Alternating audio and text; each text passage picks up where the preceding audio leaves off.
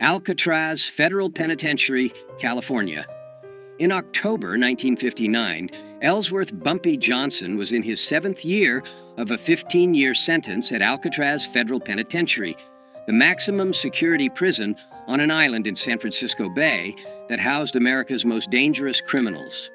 Johnson was 54 years old, serving time for federal narcotics conspiracy, one of approximately 260 inmates confined to The Rock, where escape was considered impossible and where violence simmered constantly beneath a surface of enforced routine and rigid discipline. Johnson had arrived at Alcatraz in June 1953, and by October 1959, he'd established himself as someone to be respected, a former Harlem crime boss who'd controlled millions of dollars in illegal gambling operations, who'd survived decades of gang wars, who carried himself with quiet dignity that commanded respect from other inmates regardless of their race or criminal background. Among black prisoners especially, Johnson was legendary, a man who'd built an empire in Harlem, who'd stood up to Italian mob families, who represented black power and black success in a world dominated by white criminal organizations. But not everyone at Alcatraz respected Bumpy Johnson, and one man in particular, a massive white prisoner named Eric Paulson, would learn in the most violent and permanent way possible that disrespecting Johnson carried consequences that no amount of size or strength or murderous reputation could protect against. According to 17 former Alcatraz inmates who were present during October 1959 and who spoke with Prison Chronicles between 1965 and 1970, what happened in the prison cafeteria on October 23, 1959, became the most legendary act of violence in Alcatraz history. Not because of its brutality — Alcatraz had seen far more brutal attacks — but because of how swiftly it happened, how strategically it was executed, and how completely it ended racist harassment that had been escalating for an entire week. Eric Paulson, 38 years old in October 1959, was exactly the kind of prisoner that Alcatraz was designed to contain: violent, sadistic, racist, and utterly unrepentant about any of it. Paulson stood 6 feet 4 inches tall, weighed approximately 275 pounds of muscle, built through years of prison weightlifting, and had been convicted of 3 separate murders, all of black men, committed during armed robberies in Texas between 1954 and 1956. According to court records and prison files, Paulson had specifically targeted black victims because, in his own words during his trial, killing, racial slur, isn't really murder, it's pest control. He'd shown no remorse during sentencing, had laughed when the judge called him a racist monster, and had promised he'd kill more black people if he ever got out of prison. Alcatraz received Paulson in 1957 after he'd assaulted multiple black prisoners at other federal facilities, making him too dangerous to house in regular prisons. At Alcatraz, Paulson continued his pattern of racist violence and intimidation, but in a more calculated way that avoided the kind of obvious attacks that would land him in solitary confinement indefinitely. Paulson was smart about how he terrorized people, says Marcus Williams, a black inmate who served at Alcatraz from 1958 to 1964 and who witnessed the incident involving Johnson. Williams spoke with Prison Chronicles in 1968. He didn't just attack people openly where guards would see. He'd do little things that humiliated and intimidated, but that weren't technically violent enough to get him thrown in the hole. He'd take food off black prisoners' trays during meals. He'd bump into black prisoners in the shower or in the yard, making it look accidental, but doing it hard enough to hurt. He'd whisper racial slurs when guards weren't close enough to hear. He'd make it clear that he considered black prisoners to be beneath him, that he thought Alcatraz was too good for racial slur, that we should all be working in fields or cleaning toilets rather than housed with white criminals who'd committed real crimes. By October 1959, Paulson had been at Alcatraz for 2 years and had established himself as someone who intimidated most prisoners, not just black inmates, but even white inmates who didn't want to risk confrontation with someone that large and that violent. Guards tolerated Paulson's behavior to a degree because he was smart enough not to cross the line into attacks that would require serious punishment, and because some guards, though this was never officially acknowledged, shared Paulson's racist views and quietly approved of how he kept racial slur in their place. Paulson thought he was untouchable, Williams recalls. He'd killed 3 black men on the outside and felt no guilt about it. He was bigger and stronger than almost anyone at Alcatraz, and he'd been getting away with his intimidation tactics for 2 years without serious consequences. So, when Bumpy Johnson arrived in 1953 and established respect among other prisoners, Paulson saw that as a challenge. He saw this older black man. Bumpy was 54 in October 1959, while Paulson was only 38, getting respect from both black and white prisoners, and Paulson couldn't stand it. He couldn't stand seeing a racial slur being treated like he mattered. So Paulson decided he was going to humiliate Bumpy, break him down, show everyone that no racial slur was above being put in his place by a superior white man. The escalating confrontation between Eric Paulson and Bumpy Johnson began on Friday, October 16, 1959, during the lunch meal period in Alcatraz's main cafeteria. According to witnesses, Johnson was sitting at a table with 3 other black inmates, eating quietly, when Paulson walked past carrying his own tray. Without breaking stride, Paulson reached down and took Johnson's dessert, a small piece of apple pie that was part of the standard meal, and continued walking to his own table, where he sat down and ate the pie while staring at Johnson with obvious contempt. According to witnesses, Johnson looked at where his dessert had been, looked at Paulson eating it, and then returned to eating his own meal without any visible reaction. Everyone at Bumpy's table was ready to fight, Williams recalls. We were ready to stand up and confront Paulson for disrespecting Bumpy like that. But Bumpy just shook his head slightly, telling us to stay calm, and kept eating like nothing had happened. We didn't understand at first.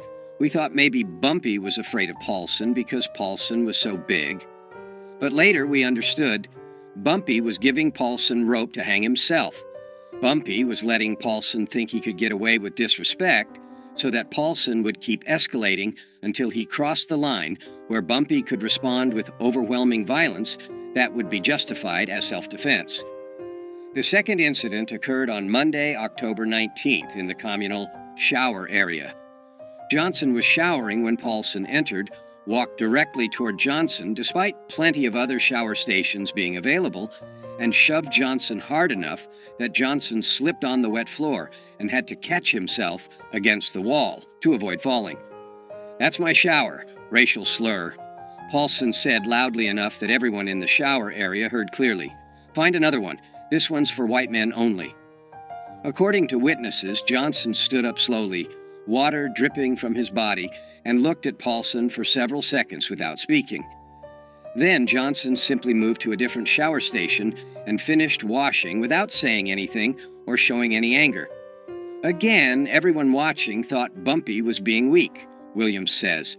Paulson had just physically assaulted him and used a racial slur, and Bumpy just walked away. But those of us who knew Bumpy from his reputation understood what he was doing. He was making Paulson confident. He was making Paulson think Bumpy was an easy target who could be pushed around, and that confidence would make Paulson careless. The third incident occurred on Wednesday, October 21st, during the outdoor recreation period, when inmates were allowed in the prison yard for 1 hour. Johnson was walking the perimeter of the yard with 2 other inmates when Paulson deliberately blocked their path. "Get out of my way, racial slur," Paulson said, standing directly in front of Johnson. "I walk straight. You walk around. That's how it works in here. White men walk straight. Racial slurs walk around." According to witnesses, Johnson looked at Paulson for a moment, then simply stepped off the path and walked around him without responding to the racial slur or the confrontation. Paulson laughed loudly and called after Johnson, "That's right, racial slur. You know your place. You keep walking around white men like a good racial slur should." By Wednesday evening, October 21st, everyone at Alcatraz was talking about the confrontations between Paulson and Johnson. Some inmates thought Johnson was showing weakness by not responding to Paulson's provocations. Others, particularly older inmates who understood prison politics better, suspected Johnson was planning something and was waiting for the right moment. "I talked to Bumpy Wednesday night in our cell block," Williams recalls. "I asked him why he wasn't standing up to Paulson, and Bumpy smiled slightly and said, 'I'm giving him enough rope to hang himself. Right now, if I attack him, guards will see it as me starting a fight and I'll go to solitary. But if I let him keep pushing, eventually he'll do something that crosses the line. And then I can respond in a way that guards will understand was justified. Be patient. This will resolve itself very soon." The final escalation occurred on Thursday, October 22nd, the day before the cafeteria incident that would become legendary. During the afternoon recreation period, Paulson approached a young black inmate named Robert Jackson, 23, who was sitting alone on a bench reading a book. "What are you reading, boy?" Paulson asked, snatching the book from Jackson's hands. "Are there pictures in it?" "I didn't know racial slurs could read words without pictures." According to witnesses, Jackson, who was small, maybe 140 pounds, serving time for postal fraud, and who'd never been violent, tried to take his book back politely. "Please give that back, sir. I was reading it." Paulson responded by hitting Jackson across the face with the book, knocking Jackson off the bench onto the ground, and then throwing the book into a puddle of dirty water that had collected near a drain. "That's what I think of racial slurs who think they're smart enough to read," Paulson said, standing over Jackson, who was holding his face where he'd been hit. "You're not smart. You're not equal to white men. You're racial slurs. And racial slurs belong on the ground where I just put you." Guards broke up the confrontation before it went further, but they didn't punish Paulson severely. He received a verbal warning and lost 1 day of recreation privileges. Jackson was sent to the infirmary with a split lip and a black eye. That evening, Bumpy Johnson sat with several other black inmates in their cell block, and according to Williams, who was present, Johnson made a statement that everyone understood meant something was going to happen very soon. Tomorrow at lunch, Paulson is going to learn a lesson he'll remember for the rest of his life. I've been patient. I've let him think he can disrespect me without consequences. I've let him think that being big and violent makes him untouchable. But tomorrow, he's going to understand that size doesn't matter when someone has the intelligence and the willingness to use violence more strategically than he does. Tomorrow, Alcatraz is going to see what happens when a racist bully picks the wrong target. The main cafeteria at Alcatraz, Federal Penitentiary, seated approximately 250 inmates at long tables arranged in rows, with guards stationed at strategic positions around the perimeter watching for any signs of trouble. Meals were regimented. Inmates filed in, received their food, sat at assigned tables, ate in silence or with minimal conversation, and filed out within 45 minutes. Violence during meals was relatively rare because guards had clear sight lines to every table, and because inmates knew that starting a fight in the cafeteria would result in immediate solitary confinement. On Friday, October 23, 1959, at approximately 12:15 p.m., inmates filed into the cafeteria for lunch. Bumpy Johnson, wearing the standard prison-issue clothing, received his food tray and walked to his assigned table, where he sat with 3 other inmates and began eating quietly.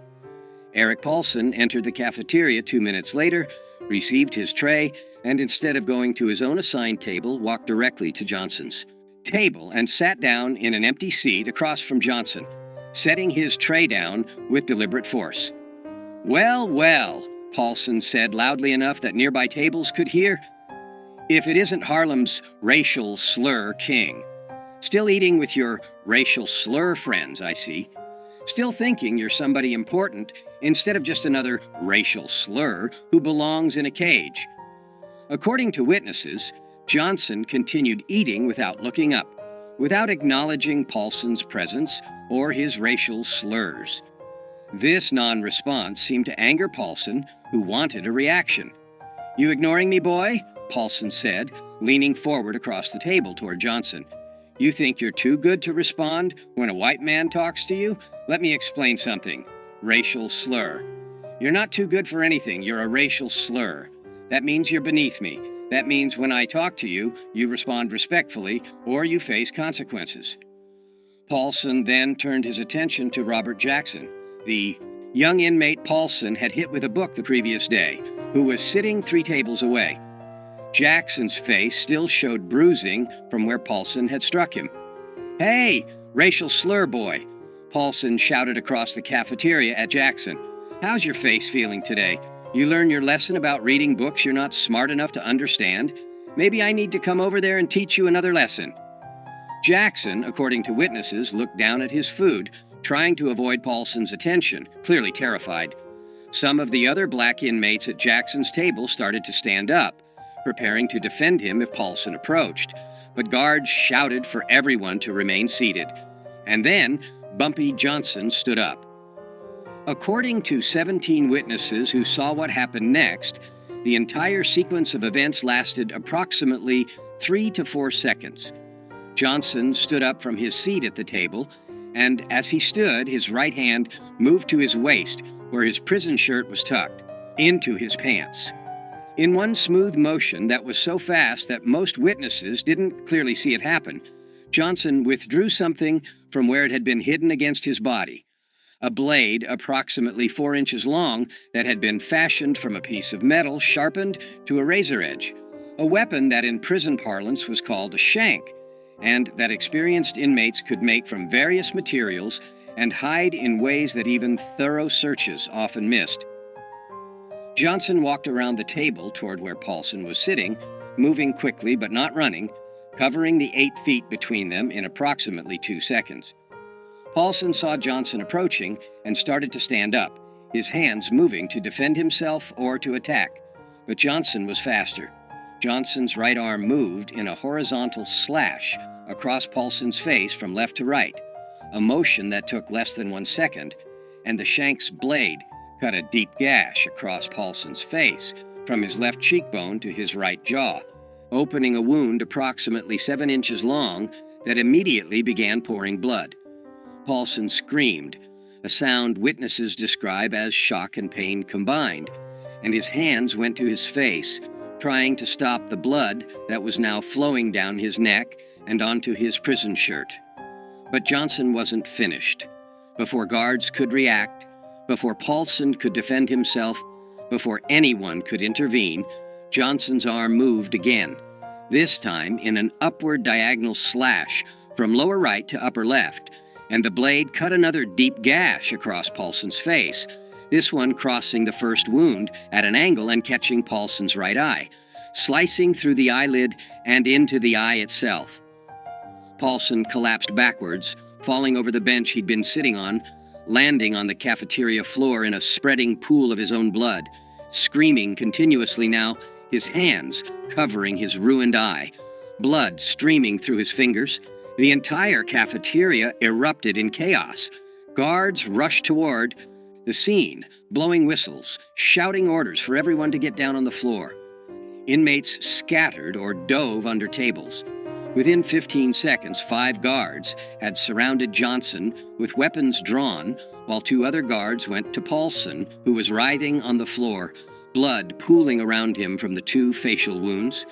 Johnson dropped the blade on the floor, held his hands up to show he was no longer armed, and allowed guards to force him to the ground and handcuff him without resistance. But before guards could drag Johnson away, before they could get Paulson medical attention, Johnson said one sentence that every witness heard clearly, and that would be repeated in prisons across America for the next 50 years. "Touch that young brother again, call him one more racial slur, and next time you won't visit a doctor, you'll visit God." Eric Paulson survived the attack, but was permanently disfigured and partially blinded. The first slash across his face required 127 stitches and left a scar that ran from his left cheekbone to his right jaw, a mark that he would carry for the rest of his life. The second slash destroyed his right eye completely, requiring emergency surgery to remove what remained of the eyeball and leaving Paulson blind on his right side permanently. Paulson was transferred to the prison hospital, where he remained for 2 weeks, recovering from his injuries. According to medical staff who treated him, Paulson was a changed man after the attack: quiet, withdrawn, no longer aggressive or threatening.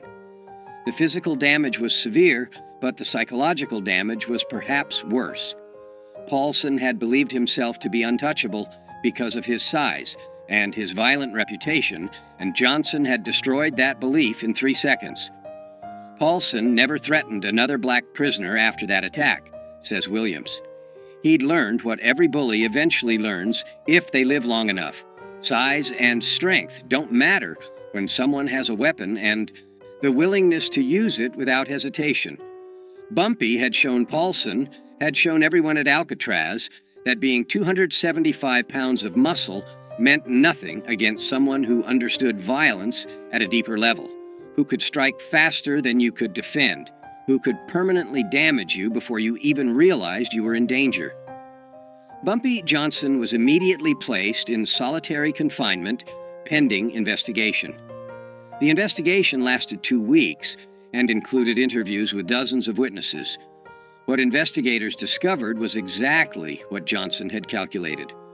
Multiple witnesses testified that Paulson had been harassing and threatening black prisoners for weeks, including taking Johnson's food, shoving Johnson in the showers, blocking Johnson's path in the yard, and using racial slurs constantly. Witnesses testified that Paulson had physically assaulted Robert Jackson the day before the cafeteria incident, hitting him with a book and knocking him to the ground while calling him racial slurs.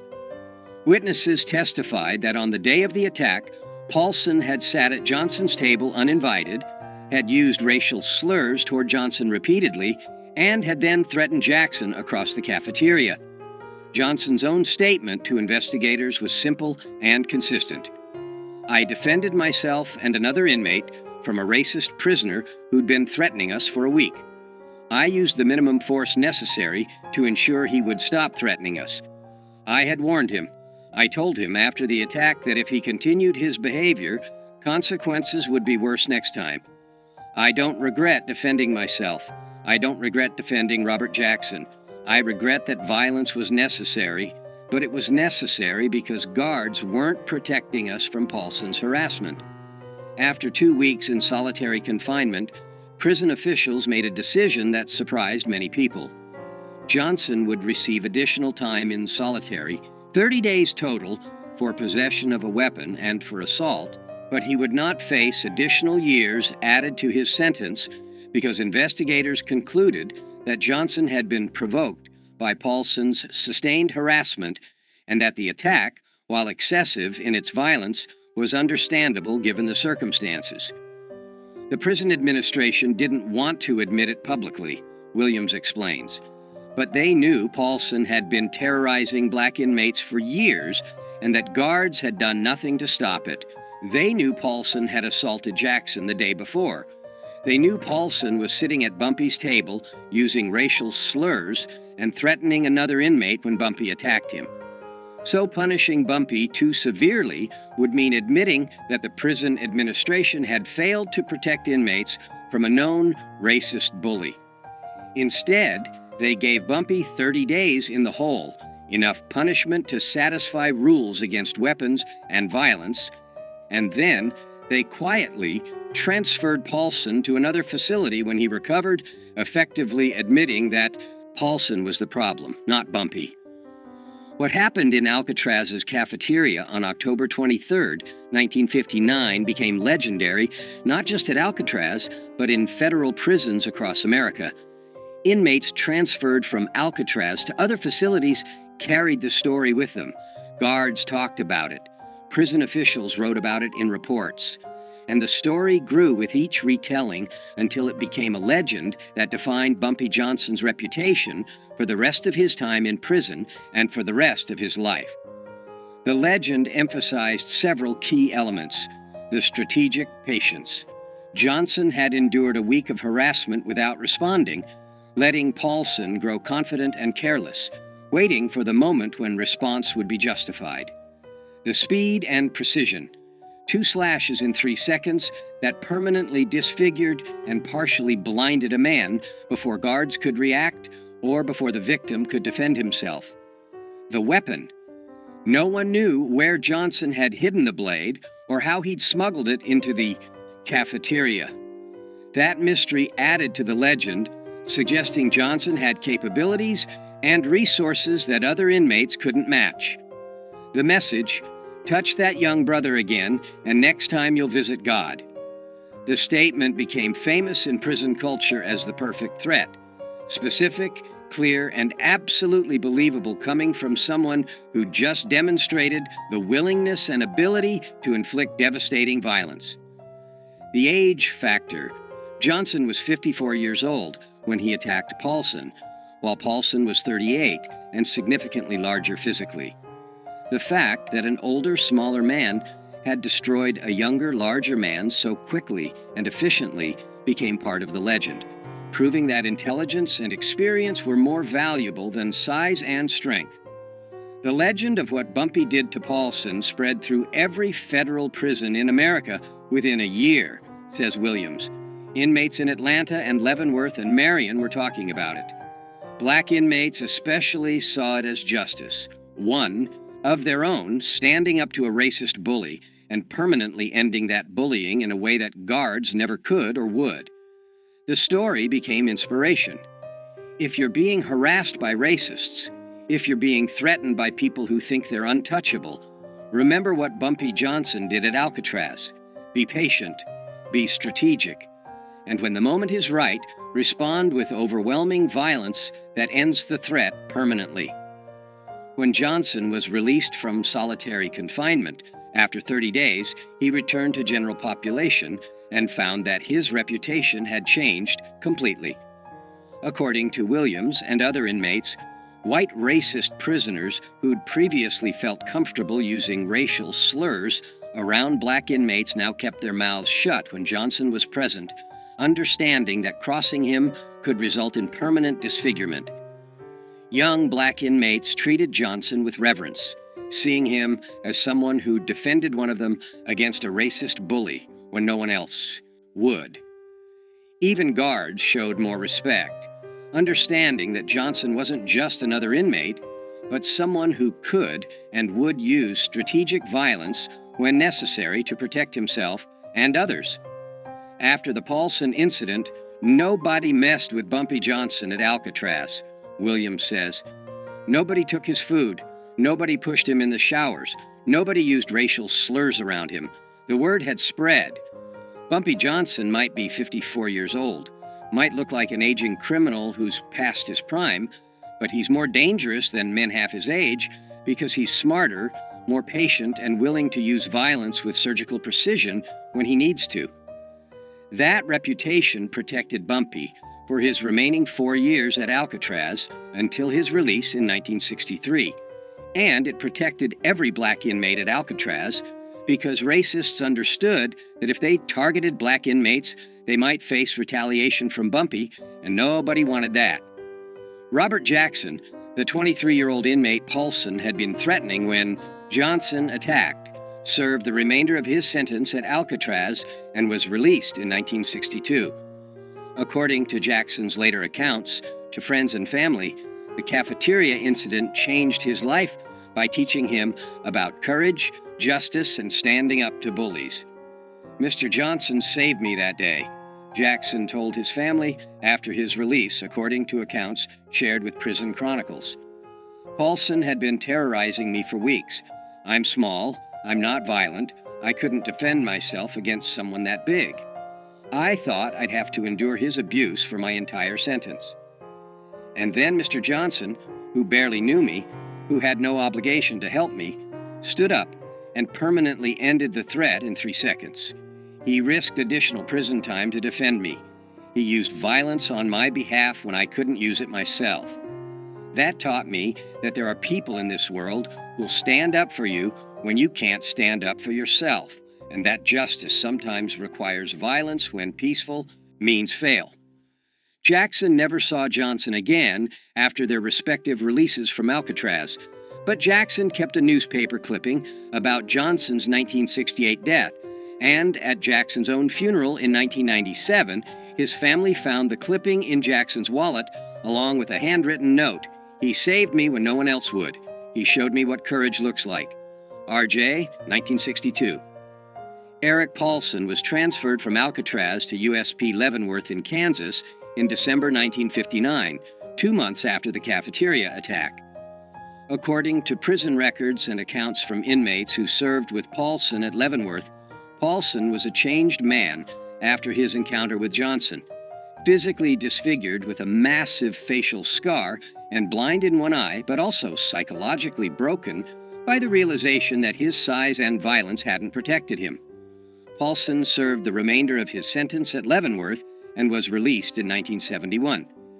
He returned to Texas, worked various manual labor jobs, and died in 1989 at age 68. According to people who knew him in Texas, Paulson rarely talked about his prison time, but when he did, he would touch the scar on his face, a mark that remained prominent even 30 years after Johnson had put it there, and say, "I learned the hard way that being big doesn't make you tough, and being tough doesn't make you smart.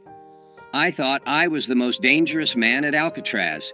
Turns out I wasn't even close." Bumpy Johnson was released from Alcatraz in November 1963 after serving 10 years of his 15-year sentence. He returned to Harlem, reclaimed control of his criminal empire, and lived until July 1968 when he died of a heart attack at age 62.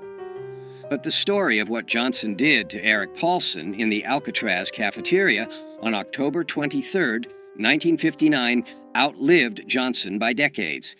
The story was told in prisons across America, was referenced in books about prison culture, was retold by former inmates who'd served at Alcatraz and who wanted to share the legend of how one man had ended racist harassment with 2 slashes of a blade and 1 perfect threat.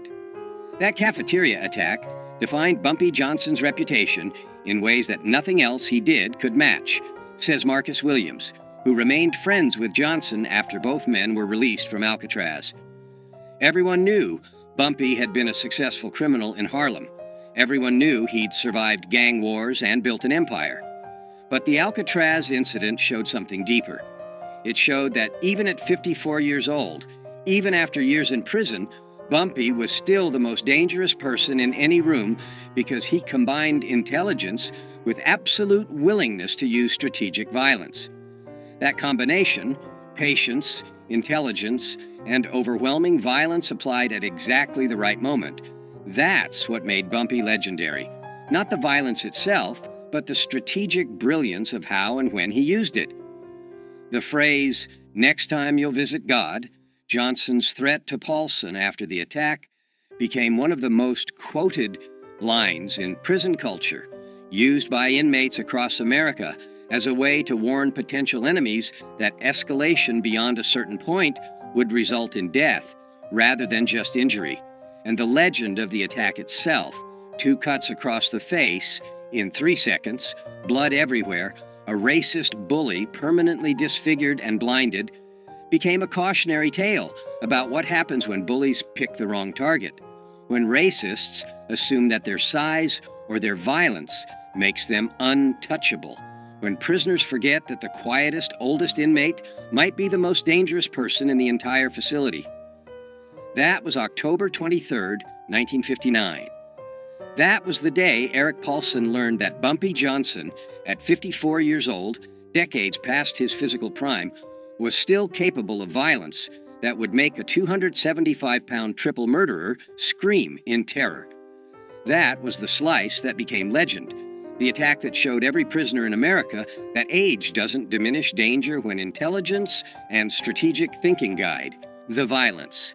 That was the 3 seconds that proved why you never, ever disrespect Bumpy Johnson. Because he'll give you enough rope to hang yourself, and then he'll cut you so fast and so precisely that you'll be bleeding before you realize you've been attacked, and you'll carry the scars of your mistake for the rest of your life.